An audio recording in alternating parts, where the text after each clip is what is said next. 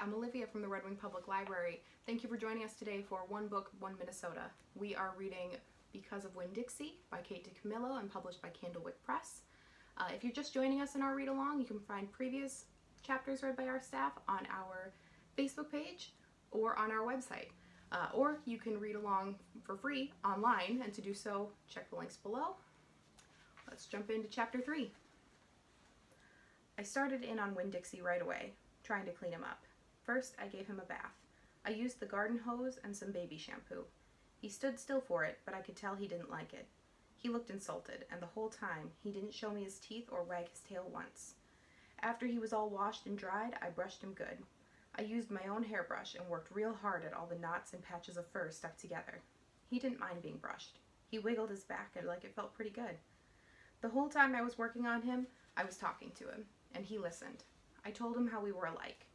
"See," I said, "you don't have any family, and neither do I. I've got the preacher, of course, but I don't have a mama. I mean, I have one, but I don't know where she is. She left when I was 3 years old. I can't hardly remember her.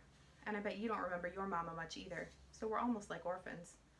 Winn-Dixie looked straight at me when I said that to him, like he was feeling relieved to finally have somebody understand his situation. I nodded my head at him and went on talking.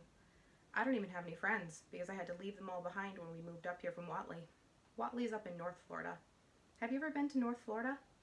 Winn-Dixie looked at the ground, like he was trying to remember if he had. "You know what," I said, "ever since we moved here, I've been thinking about my mama extra hard, more than I ever did when I was in Whatley." Winn-Dixie twitched his ears and raised his eyebrows. "I think the preacher thinks about my mama all the time, too. He's still in love with her. I know that because I heard the ladies at church in Whatley talking about him. They said he's still hoping she'll come back, but he doesn't tell me that. He won't talk to me about her at all. I want to know more about her, but I'm afraid to ask the preacher. I'm afraid he'll get mad at me."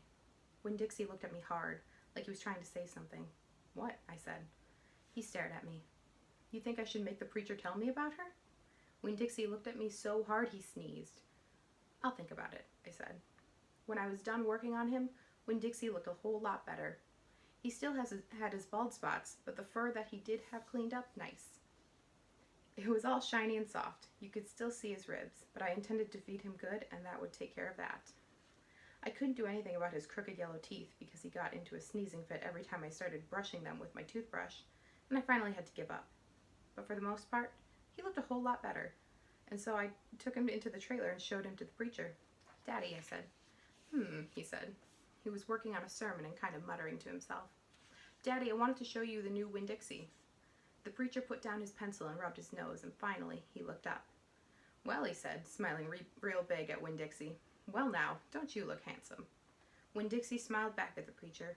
He went over and put his head on the preacher's lap. "He smells nice too," said the preacher. He rubbed Winn-Dixie's head and looked into his eyes. "Daddy," I said, real quick before I lost all my nerve, "I've been talking to Winn-Dixie." "Is that right?" the preacher said. He scratched Winn-Dixie's head. "I've been talking to him, and he agreed with me that, since I'm 10 years old, you should tell me 10 things about my mama. Just 10 things. That's all." The preacher stopped rubbing Winn-Dixie's head and held real still. I could see him thinking about pulling his head back into his shell. "1 thing for each year I've been alive," I told him. "Please."